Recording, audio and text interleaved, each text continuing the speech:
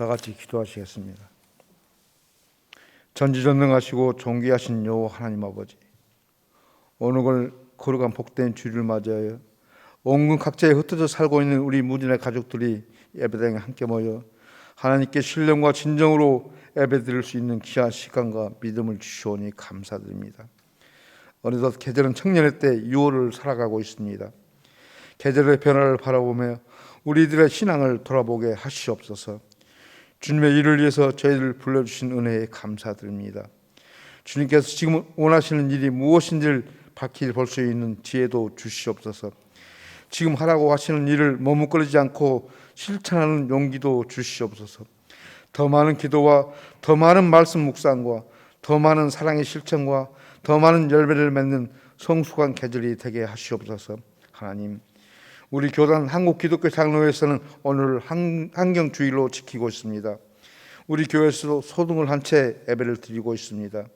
우리 인간들의 잘못으로 인해서 이상기후와 폭우 등 하나님께서 창조하시고 잘 돌보라고 우리에게 이임하시던 이 땅에 피조물들의 이름 소리를 우리는 지금도 듣고 있습니다. 더 빨리, 더 많이, 더 편리하게라는 문명의 구호는 죽음의 사신입니다. 조금은 불편하더라도, 조금은 늦더라도, 조금 적더라도 이를 즐겁게 받아들이고 하나님의 창조 질서에 순응하게 하시옵소서. 하오나 주님, 이웃과 더불어 평화를 이루며 살아가라고 하시는데도 불구하고 저희들의 탐욕은 이웃과 더불어 살기보다는 자식 것을 짓고 더 많이 가지려는 데 급급하고 있습니다. 하나님이 지으신 이 세계 모든 생명이 우리들의 이웃임을 알게 하시옵소서. 이웃한 피조물들의 탄식하는 소리를 듣는 귀를 주시옵고 그들의 신음하는 모습을 보는 눈을 주시옵소서. 그들의 아픔에 대신하여 고치고 위로하는 손과 발도 주시옵소서. 그들의 고통에 함께 아파하신 하나님, 온실가스로 약한 생명들이 먼저 쓰러지고 사라지면 우리 인간들의 죄임을 고백합니다. 눈앞에 욕심과 편리함의 눈이면 우리들을 먼저 변화시켜 주시옵소서. 우리 한국교회가 환경 선교에 민감하게 하시고 활성화되어 백성을 깨우치며 나아가게 하시옵소서. 저희들을 이 세상에 돌보는 청지기로 부르신 하나님, 상응할 때 꺾지 않으시고 꺼져가는 등불도 끄지 않으시는 주님의 마음을 담게 하셔서 온몸으로 이 땅의 고통을 치유하게 하시옵소서. 교회가 먼저 환경을 생각하게 하시고 교회가 먼저 자원을 아끼게 하시옵소서. 그래야 이 땅이 자연스럽고 생명이 약동하는 세상이 되게 하시옵소서. 사랑의 아버지 하나님, 오늘 단위에 세우신 우리 장관철 목사님을 통해서 주시고자 하는 말씀 위에 함께 하시옵소서. 전하시는 목사님이나 듣는 저희들이 다 함께 은혜 받는 시간이 되게 하시옵소서. 이 자리를 사모하면서도 나오지 못한 우리 무진의 가족들이 있습니다. 주님, 그들에게 찾아가셔서 위로하여 주시고 우리와 같은 은혜를 내려 주시옵소서. 저희들이 드리는 이 예배를 주님께서 받아주시옵고 마음에 근심 있는 교우들에게는 기쁨을 주시고 좌절 가운데 빠져있는 교우들에게는 소망을 주시고 질병으로 고통 중에 있는 교우들에게는 치료의 강선을 비춰 주시옵소서. 그래야 주 안에서 항상 기뻐하고 기도하며 모든 일에 감사하면서 하나님 뜻대로 살아가는 우리 무진의 가족들에게 크신 은혜 베풀어 주시옵소서. 이 세상을 창조하시고 생명을 사랑하시는 예수님의 이름으로 감사하며 기도드렸습니다. 아멘. 하나님 말씀입니다. 시편 145편 8절, 구약성경 907쪽입니다. 구약성경 907쪽,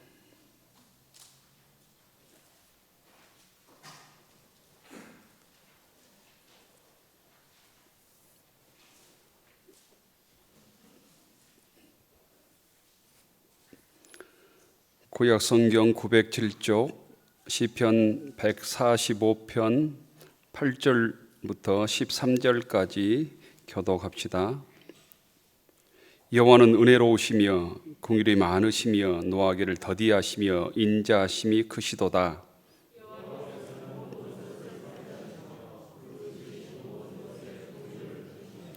여호와여, 주께서 지으신 모든 것들이 주께 감사하며 주의 성도들이 주를 송축하리이다.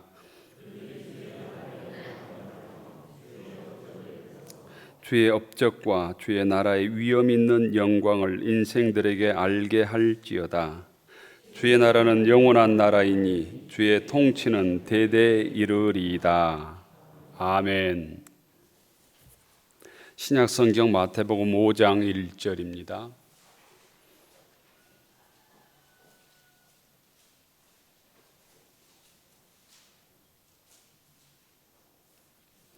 신약성경 5쪽 마태복음 5장 1절부터 7절까지 교독하겠습니다. 예수께서 무리를 보시고 산에 올라가 앉으시니 제자들이 나온지라. 심령이 가난한 자는 복이 있나니 천국이 그들의 것임이요 온유한 자는 복이 있나니 그들이 땅을 기업으로 받을 것이며 같이 읽읍시다. 긍휼히 여기는 자는 복이 있나니 그들이 긍휼히 여김을 받을 것이며 아멘. 오늘은 환경주일로 지킵니다. 그래서 어둡지요. 교회 소등하고 예배 드려서 글씨나 연세 드신 분들 잘 보이지 않을 것 같은데 좀 불편하게 덥지만 함께 예배 드리겠습니다. 옆 사람과 인사하십시다. 반갑습니다. 잘 나오셨습니다. 주님의 평화가 여러분에게 표와 함께 하겠습니다. 복음과 함께 고난을 받으라.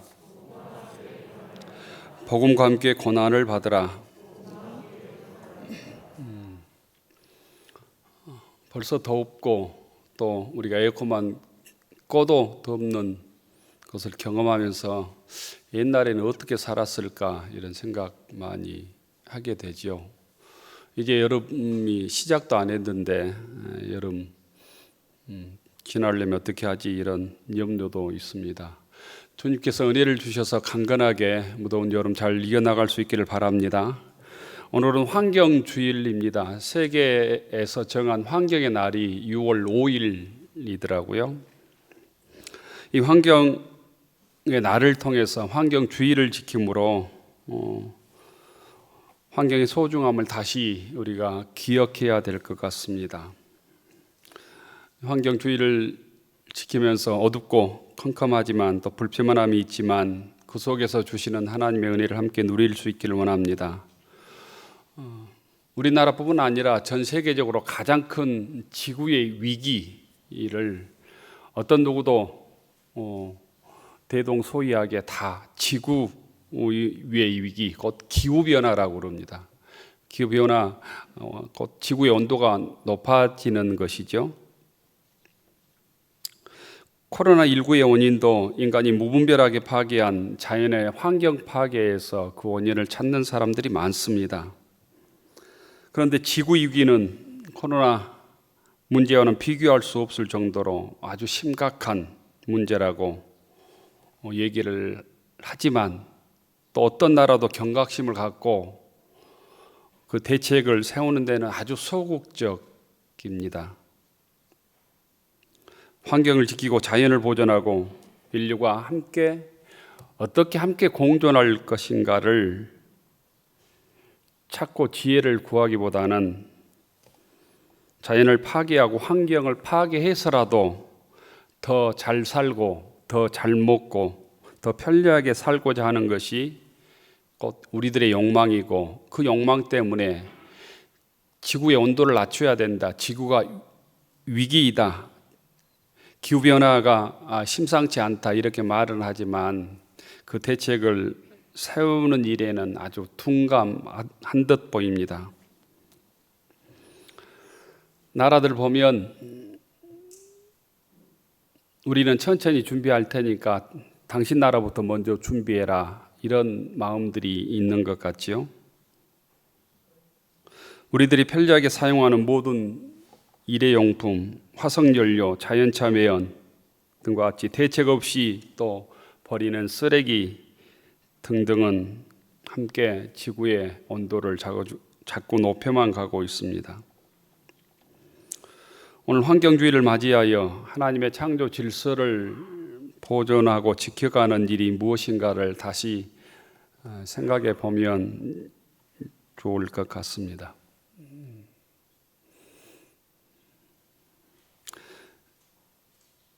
어떤 교수가 독일 사람들은 가장 부끄러워하는 것 중에 하나가 과소비하는 것이라고 하더라고요. 많이 먹는 것, 많이 소비하는 것, 적정량 이상 내가 더 많이 소비하는 것을 굉장히 한국 사람들은 자랑스러워하는데 독일 사람들은 굉장히 부끄러워한다. 죄책감에 시달려 산다 이런 얘기를 하고, 유럽에서도 웬만하면 비행기를 타고 갈 수 있어도 비행기 타지 않고 열차를 타고 가고 이렇게 여행을 한다는 얘기를 들었습니다. 비행기를 통해서 나오는 가스가 굉장히 많기 때문이죠. 코로나가 시작되고 몇 달 후에 하늘이 맑아졌다 이런 얘기도 들어본 듯합니다. 하나님께서 우리들에게 이 창조 세계, 이 세상을 맡겨 주셨으니까 잘 관리하는 것이 우리들의 책임입니다.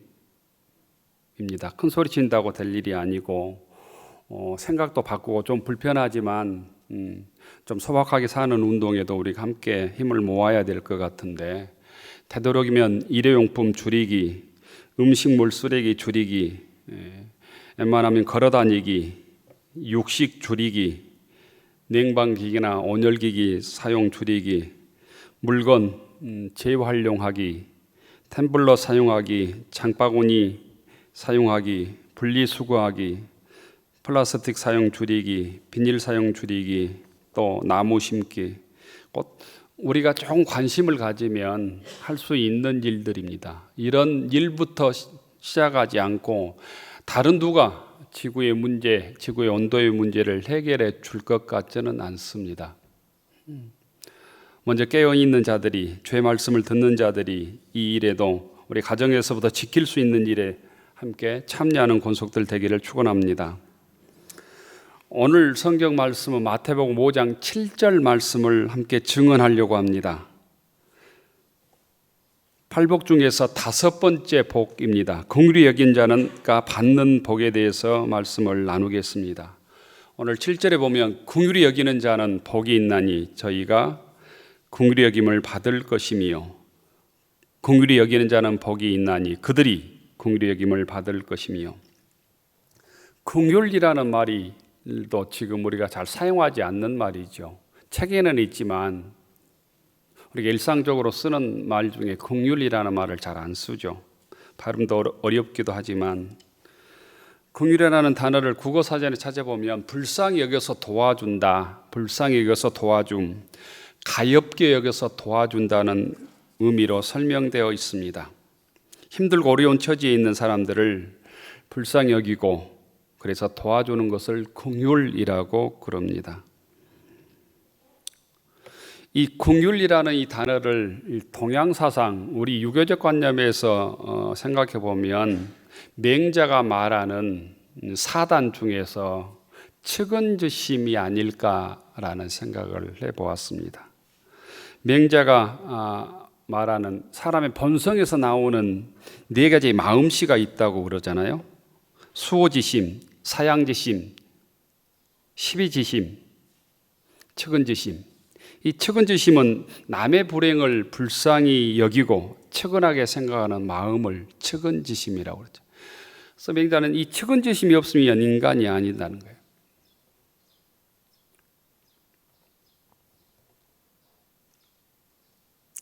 우리나라 최초의 시각 장애인으로서 외국에서 공부해서 박사학위 받은 사람이 이 강용우 박사라고 하는 분입니다.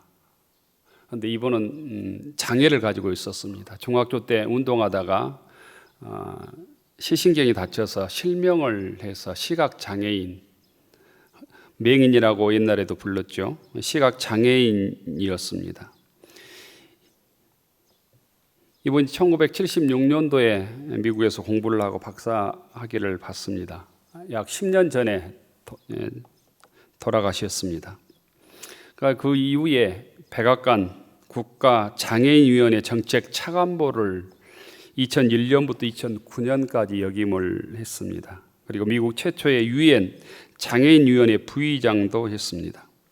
이 강영우 박사에 관한 이야기는 중학교 3학년 영어 교과서 교학사에서 나온 영어 교과서에 현대의 영웅이라고 하는 제목으로 나와 있다고 합니다. 이분이 신앙적인 많은 책도 또 간증집 같은 책도 쓰고 많은 책을 썼는데 강영우 박사가 1976년 70년 초에 미국에 갔을 때 겪었던 얘기라고 그럽니다. 강영우 박사가 미국에서 처음 갔을 때 빗속을 걷고 있었는데 그때 차가 서더니 이 강영우 시각장애인 보고 타라고 하더라는 거예요. 왜 나에게 친절을 베푸는가 하고 물었더니 차 속의 신사가 컴패션 이렇게 외쳤다고 그럽니다. 그는 딕 손버그라고 하는 사람이었는데 나중에 그 당시에는 주 검찰청장이었습니다. 검찰청장, 아주 고위직이었습니다. 나중에 그는 부시 행정부 때 미국의 법무장관으로 발탁되었다고 그럽니다. 강영우 박사의 간증에 의하면 이 손버그의 그 컴패션, 긍휼을 베풀었던 그 한마디에 내가 미국 최초의 유엔 장애인위원회 위원장까지 할 수 있었다고 고백한 일이 있습니다. 이 컴패션은 지금의 우리의 긍휼로 번역할 수 있는 단어이죠. 성경의 긍휼을 헬라어로 엘레오스로 번역을 했습니다. 엘레오스를 긍휼로 번역을 했습니다. 이 뜻은 남을 불쌍히 여겨서 돕는 것, 남을 불쌍히 여겨서 돕는 것이라고 설명되어 있습니다. 긍휼은 어려운 상태에 빠져 있는 사람들을 어떠한 모습으로도 돕는 형태입니다. 토마스 왓슨이라는 사람은 이렇게 표현했습니다. 은혜는 죄 가운데 빠진 사람들을 향한 하나님의 호의라면, 은혜가 죄 가운데 빠진 사람들에 대한 하나님의 호의라면, 긍휼은 죄의 결과로 비참한 상태에 있는 사람들을 향한 하나님의 애정이다, 하나님의 사랑이다, 이렇게 정의한 적이 있습니다. 긍휼은 하나님께서 한없이 약한 사람들에 대한 하나님의 자비입니다. 자비. 긍휼은 구체적으로 상대방의 처지에 대해서 자신을 동일시하는 것이죠. 동일시. 어려움에 처한 이웃이 있다면 그들의 입장에서 듣고 말하고 느끼고 행동하면서 도와주려는 태도와 행동이 동일시고, 이걸 심리학적 용어로 바꿔보면 감정이입이라고 말할 수 있습니다.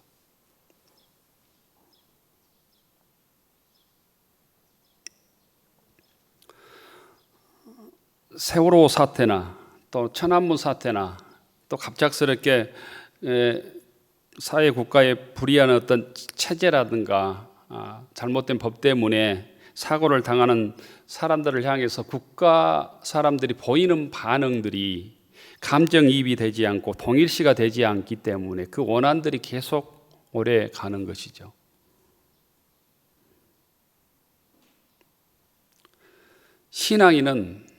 신앙인으로 하나님의 복을 받고 살려면 우리들에게 이웃들을 향해서, 교우들을 향해서 곧 긍휼의 마음을 가지고 살아가야 된다는, 긍휼을 베풀며 살아가야 된다는 말씀입니다. 유대인들의 지혜를 모아놓은 책이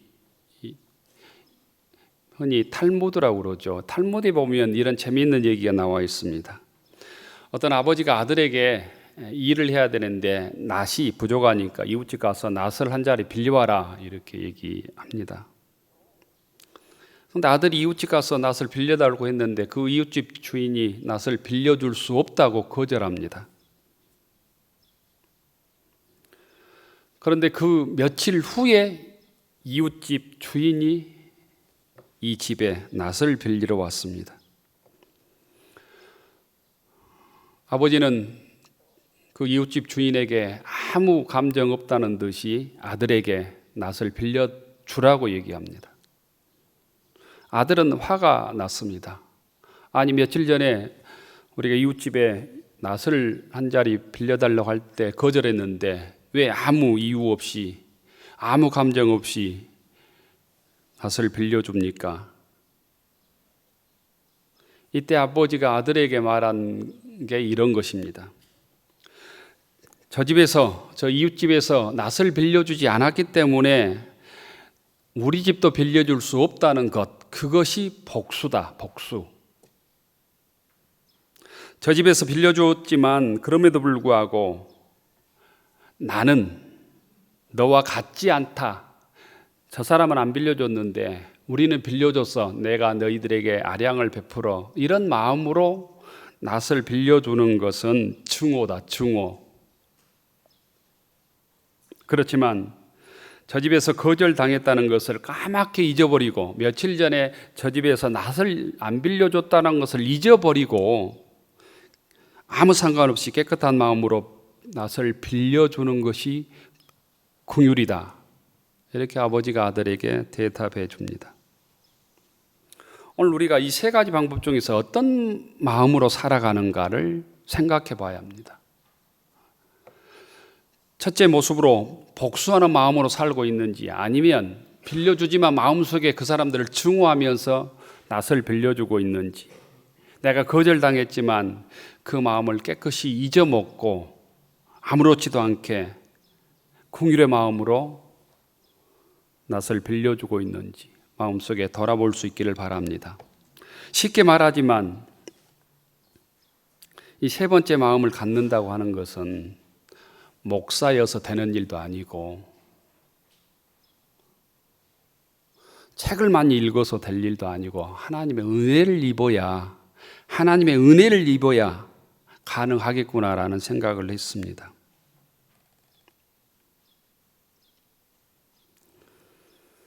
왜 교회를 섬기면서 신앙생활하면서 갈등하는가, 다툼하는가, 싸우는가, 서로 내 생각과 내 주장을 앞세우는가, 봉사하면서 싸운단 말이죠. 식사 준비하면서 싸운단 말이죠. 그 이유는 내가 이 주님의 긍휼을 체험하지 못했기 때문이라는 거예요. 주님의 사랑을 체험했음에도 불구하고 그 주님의 사랑과 긍휼을 잊어버렸기 때문이라는 거예요. 많은 사람들은 문제 많은 세상에서 제도를 좋게 만들면, 사회 구조를 개혁하면, 그래서 요즘에 사회의 어떤 이슈 중에 하나가 무슨 개혁해야 된다는 얘기를 많이 하죠. 당연히 잘못된 것 고쳐야죠. 개혁해야죠. 그러면 개혁만 하면, 좋은 제도만 만들면 좋은 세상이 되는 건가? 절대로 그렇지 않다는 거예요. 사람이 바뀌어야 된다는 거. 우리의 속사람이 바뀌어야, 인간의 속사람이 바뀌어야 좋은 세상도 되고 좋은 공동체를 이룰 수 있음을 믿을 수 있기를 바랍니다. 신학적으로는 열심히 좋은 교육하면 그 자유주의라고 하는 신학에서 열심히 교육하고 바로 가르치고 학력이 높아가면 좋은 세상이 될 것처럼 생각을 했었어요. 신학계에서도. 그런데 그것을 완전하게 깨버린 사건이 있었습니다. 그게 제1차 세계대전, 제2차 세계대전입니다. 1차 세계대전과 2차 세계대전을 경험하고 히틀러가 600만 명의 유태인들을 학살하고 그 경험을 통해서 신학계는 철저하게 거듭나는 새로운 신학이 발전하게 됩니다. 인간 스스로는 0.01%의 소망도 없다는 거예요. 하나님의 은혜가 아니면 인간 스스로 많이 배운다고, 도덕적인 훈련을 한다고 가능성이 없다는 거예요. 이게 철저하게 곧 개신교 신학에 자리 잡은, 오직 그래서 하나님의 은혜가 아니면, 하나님의 사랑이 아니면, 하나님의 인도함이 아니면 인간은 타락할 수밖에 없는 존재라고 하는 것을 1차 2차 세계대전을 통해서 뼈저리게 깨달았고 고백한 것입니다. 우리도 마찬가지입니다. 이 시간 우리가 많이 배우고 윤리적인 삶을 교육하고 좋은 사회를 만들고 좋은 제도를 만든다고 인간이 천사가 되는 것이 아니다라는 거예요.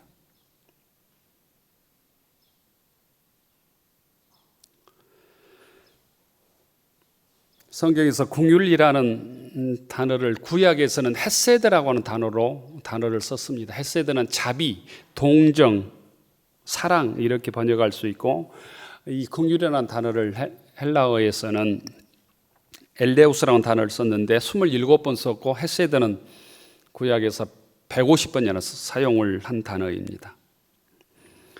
긍휼이 풍성하신 하나님이 우리를 사랑하신 그 사랑을 곧 긍휼이라고 표현을 했습니다.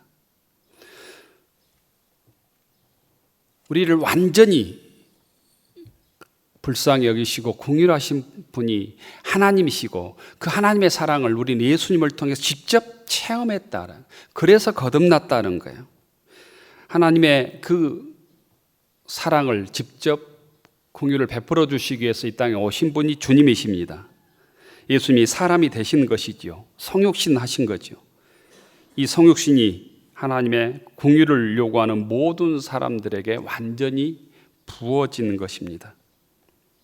그래서 에베소 2장 4절에 보면 긍휼에 풍성하신 하나님이라고 표현하고 있습니다.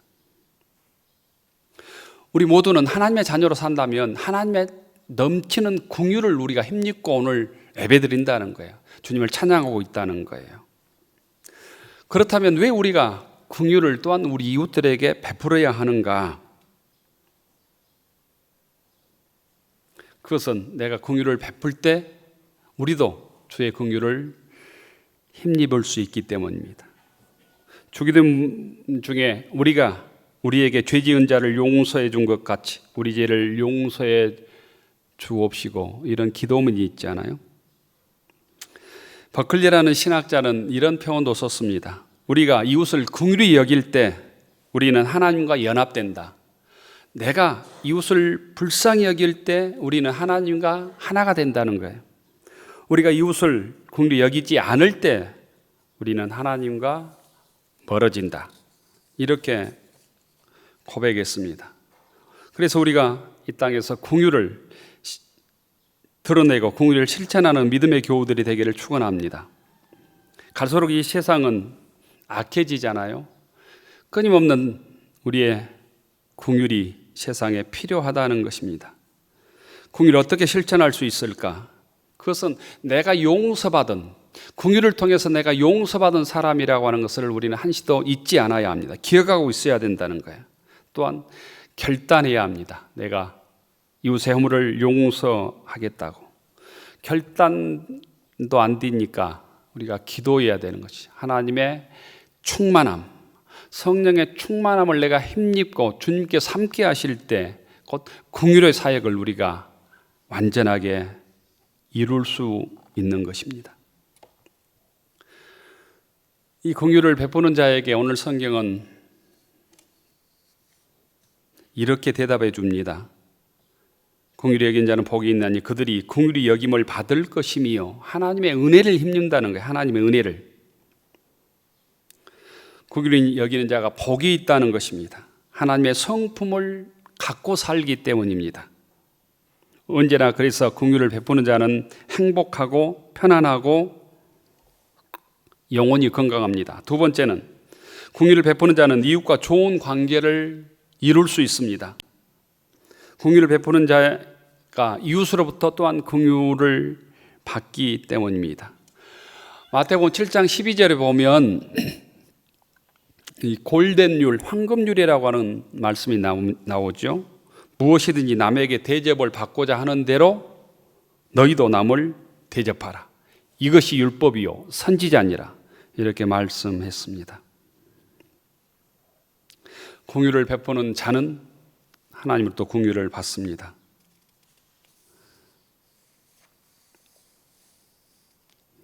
교우 여러분, 갈수록 세상은 무정해지고 살벌해지고 피도 눈물도 없는 세상이 되어가고 있습니다. 나도 모르는 사이에 믿음으로 살지 아니하면, 궁율의 말씀을 붙들고 살지 아니하면, 오늘 7절 말씀을 붙들고 살지 아니하면 나도 모르는 사이에 내가 세상 지옥을 맞는데 일조하고 있는지도 모르겠습니다. 교우 여러분, 특별히 교회는 예수 그리스도의 몸으로 긍휼의 집입니다. 긍휼의 집. 예수님 자신이 긍휼의 주님이셨고, 주님의 그 사랑, 우리를 불쌍히 여기시는 그 주님의 긍휼을 하심으로 우리가 구원을 받았습니다. 그런데 만일 교회가 긍휼을 잃어버린다면 그야말로 교회의 생명은 사라집니다. 교회에서 긍휼을 제거한다면 그 교회는 더 이상 교회가 아닙니다. 건물일 뿐입니다. 교회는 긍휼 공동체가 되어야 합니다. 교우 여러분, 우리가 하나님의 값없는 사랑, 긍휼로 구원을 받았으니 이 긍휼을 내 속에만 머물게 하지 말고 이웃에게 긍휼을 베풀고, 이웃들을 바라볼 때 긍휼의 눈으로 바라보고 상대방의 약함을 대신함으로 더 큰 하나님의 긍휼을 힘입는, 그리하여 이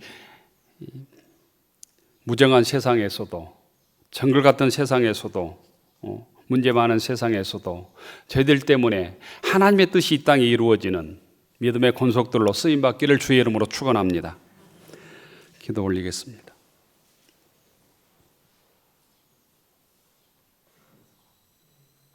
은혜로우신 하나님, 긍휼히 여기는 자는 복이 있나니 그들이 긍휼히 여김을 받을 것이며, 오늘 주님의 말씀을 마음속에 새기게 하옵소서.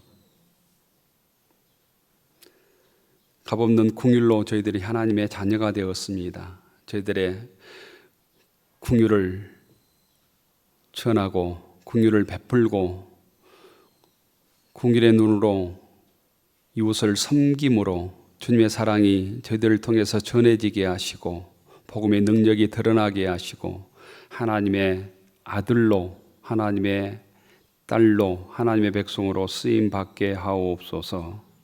예수님 이름으로 기도 올리옵나이다. 아멘.